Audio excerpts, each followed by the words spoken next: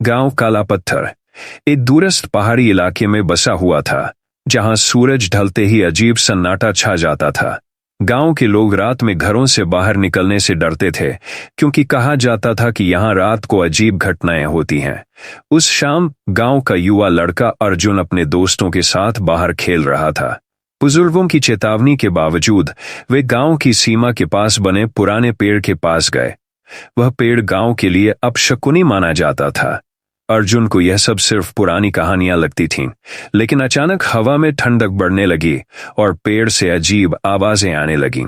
अर्जुन और उसके दोस्त घबराकर वापस गांव की ओर भागने लगे, लेकिन रास्ते में एक बूढ़ी औरत उन्हें दिखाई दी। वह झुकी हुई थी और उसकी आंखें अंधेरे में चमक रही थीं। उसकी उपस्थिति से एक भयानक ठंडक चारों ओर फैल गई। उसने धीरे धीरे उनकी ओर इशारा किया और एक धीमी गूंजती आवाज में कहा, तुम लोग यहां नहीं बचोगे। अर्जुन के दोस्तों ने उसे खींचते हुए घर की ओर दौड़ लगाई।